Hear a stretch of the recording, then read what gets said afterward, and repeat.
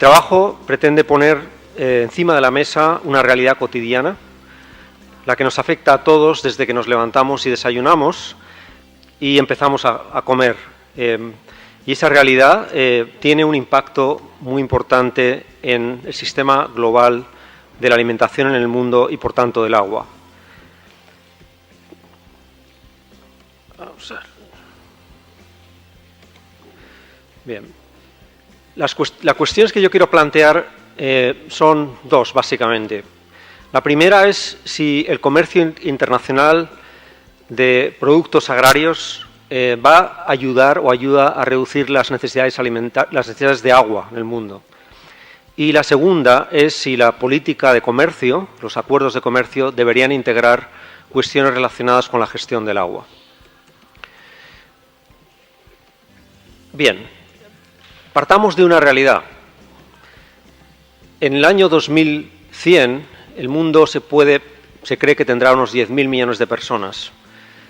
En el África subsahariana, con 1.000 millones de personas actualmente, se espera que tengan entre 3.500 y 5.000 millones de personas en 2100. Una pregunta surge de las necesidades de producción de alimentos que eso requiere y, en segundo lugar, cómo se va a lograr ese aumento de la producción de alimentos. Cada vez que queremos aumentar una caloría o una unidad de proteína, necesitamos agua. La pregunta fundamental es si la seguridad hídrica es un impedimento para la seguridad alimentaria o al contrario, porque es evidente que esas 10.000 millones de personas que se espera que hayan a final de siglo van a tener una alimentación seguro que mejor que la que tenemos ahora, pero va a requerir mucha tierra y mucha agua para ello. En el año 2012, los investigadores Hoekstra y Mekonnen calcularon la huella hídrica del mundo para cada uno de los países y concluyeron que la alimentación representaba el 75% del consumo de agua y de esa cantidad aproximadamente la mitad está relacionada con productos de origen animal, productos ganaderos. Lo que sí sabemos también de la agricultura es que la oferta de productos agrarios sigue a la demanda. No existen limitaciones por el momento para producir más alimentos. No existen limitaciones físicas. Pueden existir limitaciones ambientales o limitaciones de territorio, pero la humanidad ha producido alimentos a medida que los ha ido demandando. Y esa demanda no es una demanda humanitaria, no es una demanda de derechos, es una demanda económica, evidentemente. Es una demanda de capacidad de compra. Pero lo que es absolutamente cierto y real es que la oferta irá aumentando conforme la demanda vaya aumentando.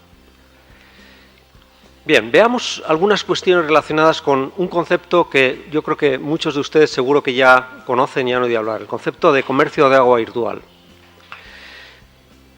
Esta figura, que a mí me parece que es extraordinaria, representa el comercio de agua virtual en el año 1986 y en el año 2007 y se refiere al volumen de agua que se intercambia a través de los productos agrarios.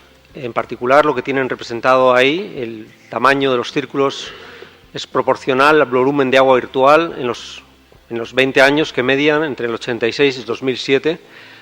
Y como pueden ver, el continente de Sudamérica, representado por SA, se ha convertido realmente el principal proveedor de agua virtual en el mundo, tanto para Asia como para Europa, fundamentalmente. Hoy en día se intercambian de manera virtual 600 kilómetros cúbicos al año de agua y se espera que en el año 2030 el 50% de la población del mundo vivirá en países que no tienen suficiente agua azul o verde para poder alimentarse. Por lo tanto, una conclusión, una realidad básica y fundamental que me gustaría poner encima de la mesa es la importancia del comercio internacional para asegurar la alimentación de, como he dicho antes, casi la mitad de la humanidad y lo que eso implica en la gestión de recursos en los países exportadores fundamentalmente. Como ven aquí, también en este gráfico, no me voy a detener en el detalle, muchos productos no son como ha dicho el profesor del Moral, esenciales. Ahí tienen, por ejemplo, el caso del café, el té y el alcohol, representado en color azul, donde ocupa ya una parte muy importante del comercio de agua virtual. El mundo, como estoy explicando, se alimenta de una forma globalizada y eso tiene impactos especialmente para todos los países exportadores. ¿Qué consecuencias tiene este comercio internacional en el agua y, por lo tanto, qué consecuencias tiene para poder asegurar el derecho humano al agua y los impactos que se puedan producir en las cuencas? Se han hecho muchos estudios. Es increíble la cantidad de trabajos que se han publicado en los últimos 10 años con esta cuestión. Lo han publicado economistas, pero lo han publicado también muchos expertos y geógrafos, especialistas en sistemas geofísicos, que calculan ya con imágenes de satélite el agua que se consume en la producción de alimentos. También lo han utilizado modeladores que tratan de concluir cuál es el impacto. El resultado es que el comercio puede reducir las utilizaciones de agua en el mundo, pero esa reducción no es demasiado importante, es más pequeña. Y además no está claro para todos los autores que el comercio internacional no suponga un aumento de escala en el consumo de agua. Algunos autores han calculado también cuál es el valor económico del agua que se ahorra a través del comercio, el agua azul que mencionaba el profesor del Moral. Algunos autores recientemente han calculado que son 2.400 millones de dólares en valor de agua que permite ahorrar en el mundo con el comercio internacional, sustituyendo importaciones producidas con agua de lluvia o agua verde a las producciones agrícolas con agua de riego o agua azul. Sin embargo, es cierto que los países que están orientados al comercio ven agravada su escasez de agua. También es verdad que la ventaja comparativa se distorsiona porque el precio del agua no refleja su escasez. Se ha mencionado el profesor Custodio los problemas de los retardos en la aplicación del conocimiento en la gestión de las aguas subterráneas. Ese retardo produce sobreexplotación y esa sobreexplotación no es contemplada en el precio del agua que se utiliza para producir esos alimentos que se exportan. Los costes económicos y ambientales para las futuras generaciones no están internalizadas. Por lo tanto, el comercio internacional de materias primas agrícolas, sobre el cual, repito, la humanidad hoy en día se alimenta y más aún en el futuro, está utilizando unos recursos que no tienen un valor económico, que no tienen una internalización de sus costes ambientales o sociales. Otros autores han calculado que se puede ahorrar agua, mucha, con el comercio.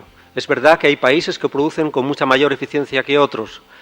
Sin embargo, hay una cuestión de escala que es importante.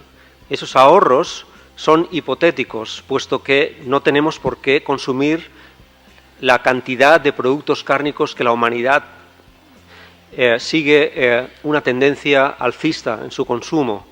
Es decir, que esos ahorros tienen en cuenta o asumen que el consumo se va a mantener y no tiene por qué ser así, puesto que existen formas de alimentación diferentes.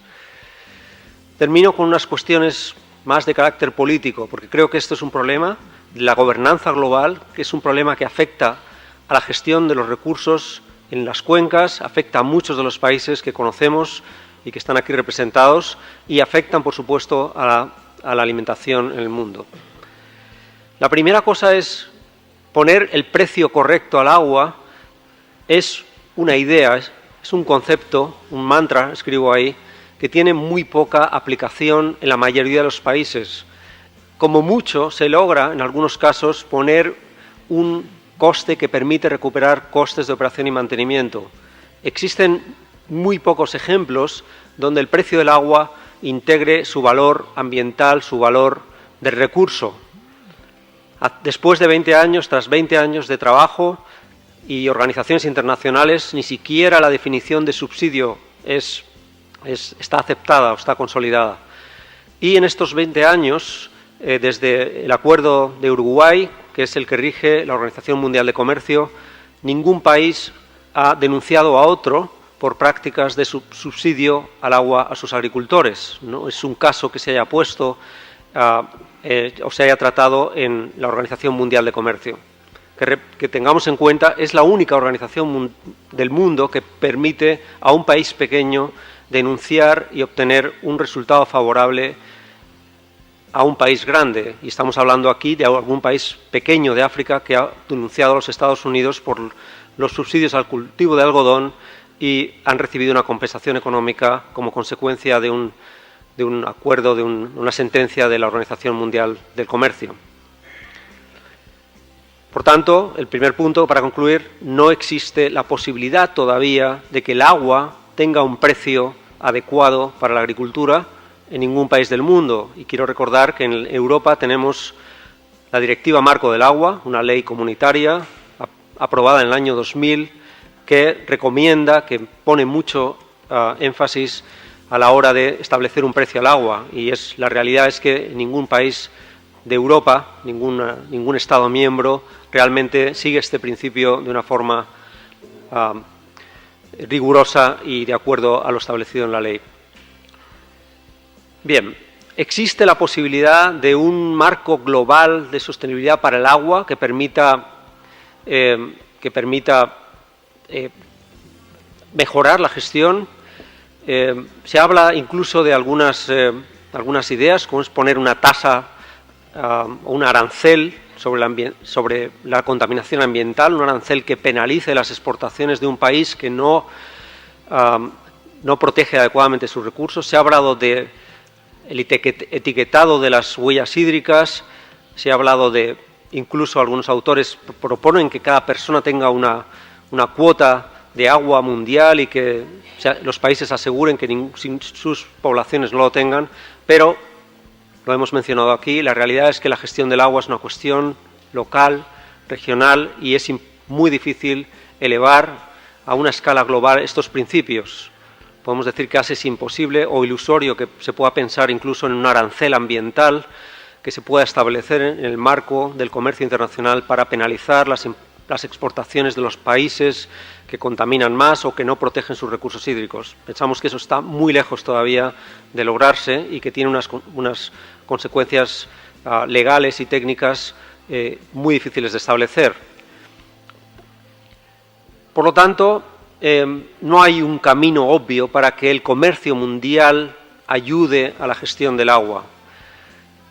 El comercio hoy en día ya es una área de muy difícil gestión en la cooperación internacional.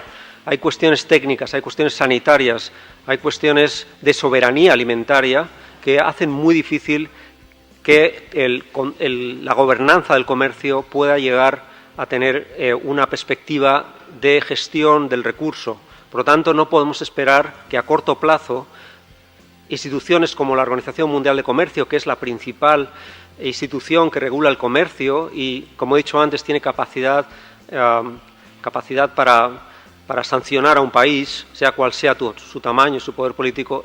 Como digo, es muy difícil que tengamos un marco global de comercio que permita mejorar o ayudar a la gestión del agua. Mi conclusión final, por tanto, es que esa es una cuestión que tienen que proteger los países, que tienen que proteger los gobiernos regionales, y que el comercio internacional va a seguir siendo una presión enorme por incrementar la producción, satisfacer esa demanda, y no hay posibilidades técnicas en la agricultura en este momento para abastecer a la población mundial sin aumentar el consumo de agua y sin aumentar la extensión de la superficie agrícola en este momento, porque los incrementos de rendimientos de los cultivos no pueden pasar más del 1 o el 2% al año, y ese incremento de los rendimientos de los cultivos no es suficiente para compensar los aumentos del consumo de agua y del consumo de tierra.